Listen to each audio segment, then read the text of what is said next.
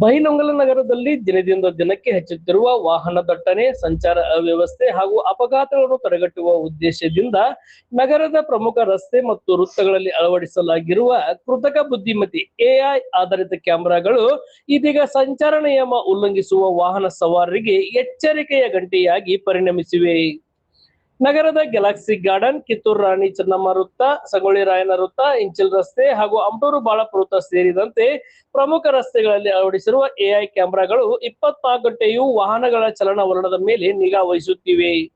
ಈ ಕ್ಯಾಮೆರಾಗಳು helmet ಧರಿಸದೆ bike ಚಲಾಯಿಸುವುದು, ಕಾರಿನಲ್ಲಿ ಸೀಟ್ ಬೆಲ್ಟ್ ಹಾಕದೆ ಪ್ರಯಾಣಿಸುವುದು, ಮೊಬೈಲ್ ಫೋನ್ಗಳಲ್ಲಿ ಮಾತನಾಡುತ್ತಾ ವಾಹನ ಚಾಲನೆ ಮಾಡುವುದು, ಟ್ರಿಬಲ್ ರೈಡಿಂಗ್, ಸಂಚಾರ ನಿಯಮಗಳನ್ನು ಉಲ್ಲಂಘಿಸಿ ವಾಹನ ಚಲಾಯಿಸುವುದು ಸೇರಿದಂತೆ ವಿವಿಧ ಉಲ್ಲಂಘನೆಗಳನ್ನು ಗುರುತಿಸಿ ದಾಖಲಿಸುತ್ತಿವೆ.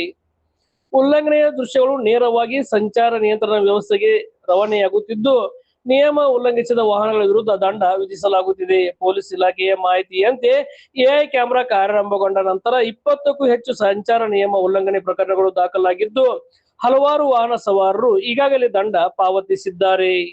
ಆದ್ದರಿಂದ ವಾಹನ ಸವಾರರು ಸಂಚಾರ ನಿಯಮಗಳನ್ನು ಕಟ್ಟುನಿಟ್ಟಾಗಿ ಪಾಲಿಸಲು ಕೋರಲಾಗಿದೆ.